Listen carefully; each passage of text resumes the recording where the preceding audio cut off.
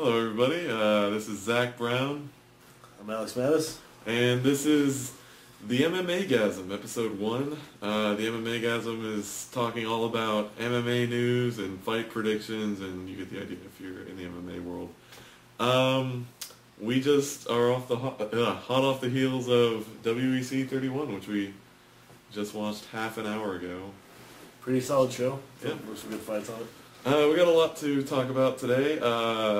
Starting off with the Ultimate Fighter 6 finale, which happened about a week ago, right? Past Saturday. Yes. All right. First up, what are your thoughts on Danzig versus Spear? That fight went about as well as I thought it was going to do.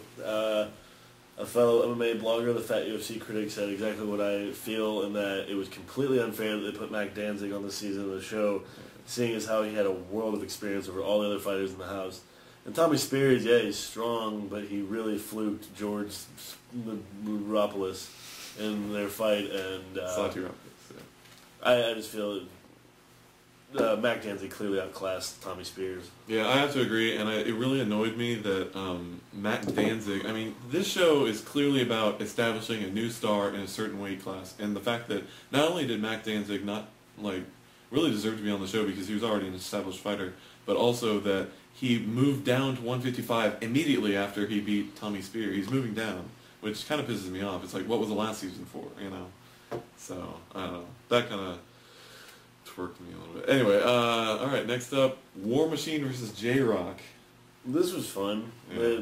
People in the show built it like they had a bunch of bad blood because of the whole taking their shit in the toilet thing, but the way they set it up, they didn't really have any bad blood, but these guys kind of embodied what the whole Ultimate Fighter thing was supposed to be about going for absolute broke, leaving it all on the line, basically trying to kill one another, and they definitely had the fight of the night, or one of the fights of the night, and just beat the living shit out of each other. It was a bloody war, and don't be surprised if you see these two back inside the Octagon for a big-time fight. Yeah, I'd love to see them back, because actually, I mean, even War Machine and J-Rock, you know, they lost their first fights in the house, but I was really a big fan of War Machine, even though, for some reason, I don't know, maybe it was his personality. I really liked him.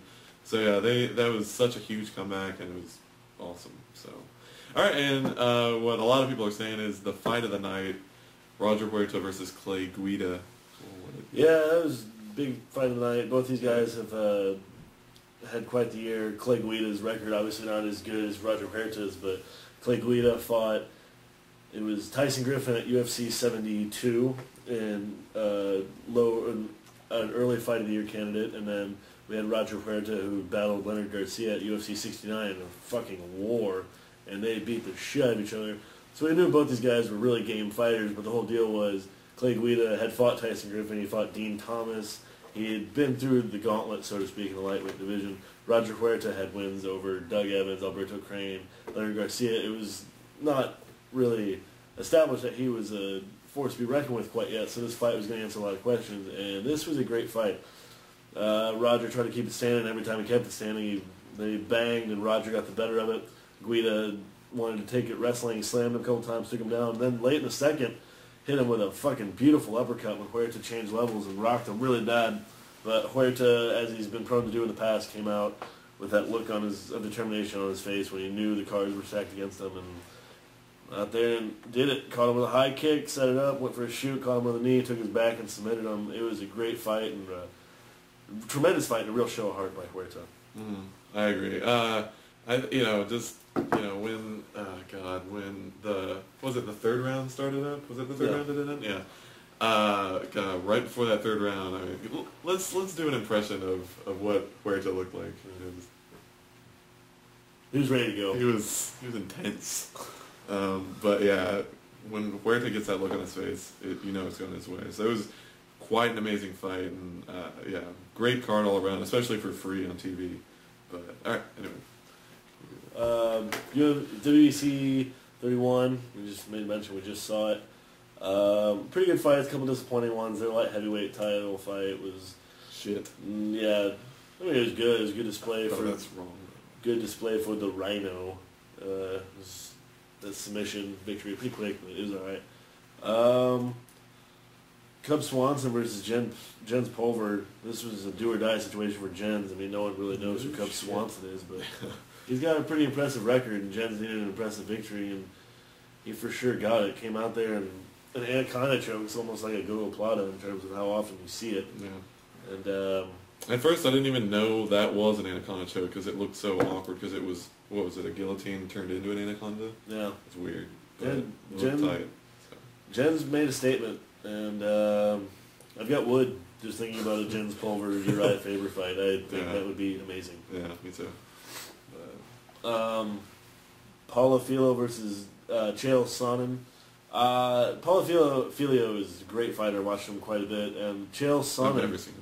Chael Sonnen, I had only seen his fight against Babalu in UFC when he did the fucking highlight reel when he got caught in the ankle pick. But other than that, I didn't see anything else.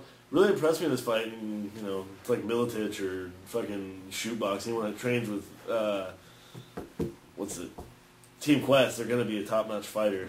Yeah. And Chael really was dominating. It's actually kind of unfortunate how it ended. Yeah, I mean, we all know Filio's got a great guillotine, and Frank Mir put it best when Chael went for the shoot. Why did he do that? He got himself some deep trouble there in the first, but other than that, he was dominating, throwing some nice shots, really using his reach. And then eventually took it down to the ground. Filio's world kicked in, and jiu-jitsu, Brazilian jiu-jitsu kicked in. Got a beautiful armbar. Chael's credit, he didn't tap, but what's your choice? You're going to get your fucking arm broke. See, let's talk about the ending. Why did the ref stop that? Because he didn't tap, he didn't say I quit or anything like that. He said no. Well, it's up to the ref's discretion. When his arm's locked out like this, getting pulled against, almost fucking broken, and he's screaming in agony. It's the ref's decision. Dean Thomas stopped someone at UFC 71. I can't remember who. The guy didn't tap, but his arm was fucking locked out and about to be broken. It's up to the ref's discretion. Either the ref stops the fight, this guy gets a loss on his record, he gets his arm broken, and is out for 8 months or a year. So, it was the right call. Chael shouldn't have gotten himself in that situation, but... True. And it's really unfortunate because it looked like we were going to see a new middleweight champ, but, you know.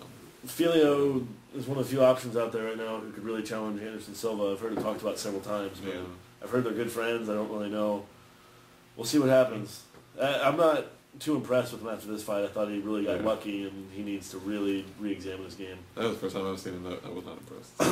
Main event, the featherweight title, the California Kid Uriah Faber versus Jeff Curran.